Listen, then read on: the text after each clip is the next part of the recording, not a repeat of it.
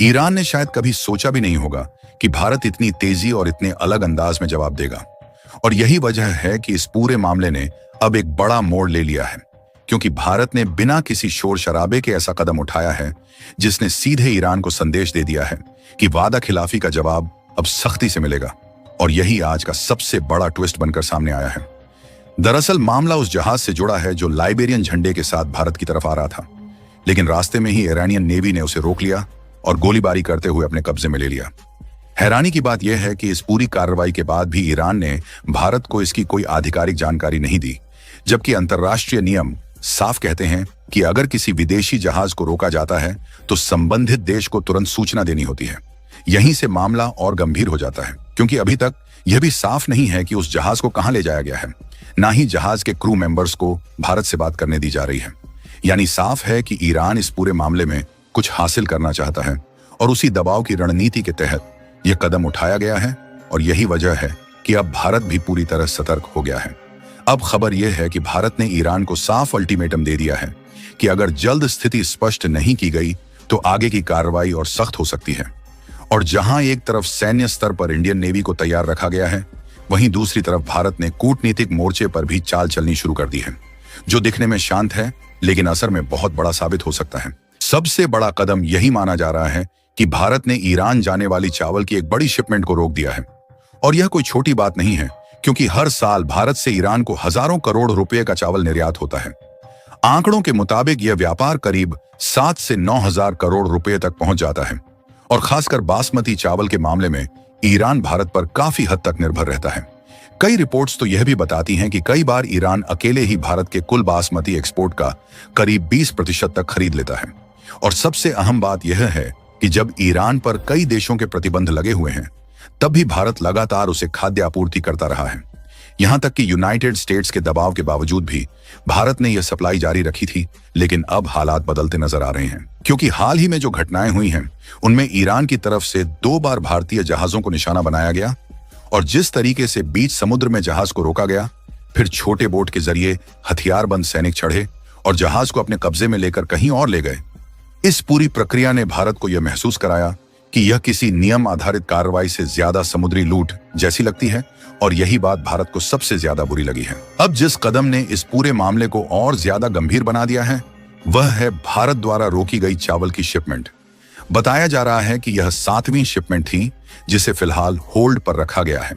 यानी इससे पहले की 6 शिपमेंट ईरान तक पहुंच चुकी हैं, लेकिन 7वीं को रोककर भारत ने साफ संकेत दे दिया है कि अब हर चीज सामान्य तरीके से नहीं चलेगी। आपको यह भी समझना होगा कि इस समय ईरान की आंतरिक स्थिति पहले जैसी नहीं है। लगातार संघर्ष और हमलों के कारण वहां की कई जरूरी सुविधाएं प्रभावित हुई हैं। खेती वाले इलाके, छोटे उद्योग, बाजार और सप्लाई चेन पर असर पड़ा है, जिसके कारण आम लोगों तक खाने पीने की चीजें सही तरीके से नहीं पहुंच पा रही हैं। और यही वजह है कि ईरान को बड़े पैमाने पर आयात पर निर्भर रहना पड़ रहा है। ऐसे में भारत की भूमिका और भी अहम हो जाती है, क्योंकि चावल जैसे जरूरी खाद्य पदार्थ के लिए ईरान काफी हद तक भारत पर निर्भर करता है। और हर एक शिपमेंट में हजारों टन चावल भेजा जाता है, जो सीधे आम लोगों की जरूरत से जुड़ा होता है। और अगर यही सप्लाई अचानक रुक जाए तो इसका असर सीधे जनता पर दिखाई देता है, जिससे अंदरूनी असंतोष भी तेजी से बढ़ सकता है।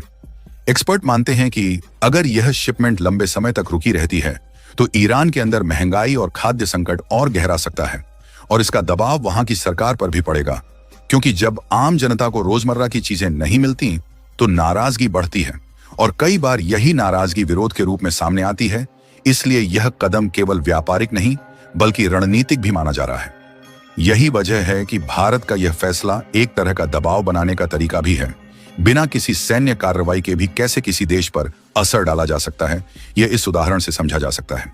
और भारत ने यही दिखाने की कोशिश की है कि जरूरत पड़ने पर वह अपने आर्थिक संबंधों का इस्तेमाल भी एक मजबूत हथियार की तरह कर सकता है।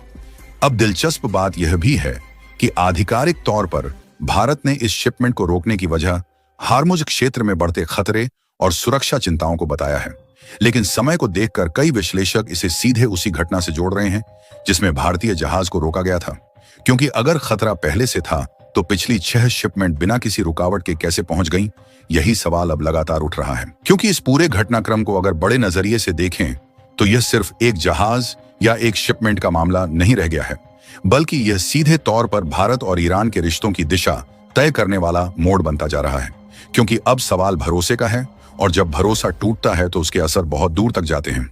भारत और ईरान के बीच सालों से व्यापारिक और रणनीतिक संबंध बने रहे हैं। खासकर ऊर्जा और खाद्य सुरक्षा के क्षेत्र में दोनों एक दूसरे के लिए महत्वपूर्ण रहे हैं। लेकिन इस घटना के बाद पहली बार ऐसा लग रहा है कि भारत अब अपने हितों को लेकर ज्यादा सख्त रुख अपनाने के मूड में है, और यह बदलाव आने वाले समय में और स्पष्ट हो जाएगा। अगर भारत चाहे तो केवल चावल ही नहीं, बल्कि अन्य जरूरी सामान जैसे दवाइयों की सप्लाई पर भी असर डाल सकता है, क्योंकि भारत लंबे समय से ईरान को जीवन रक्षक दवाइयां और जरूरी मेडिकल सप्लाई भेजता रहा है, और यह भी एक बड़ा सहारा है ईरान के लिए। ऐसे में अगर इन चीजों पर भी सख्ती दिखाई जाती है तो इसका असर और गहरा हो जाएगा।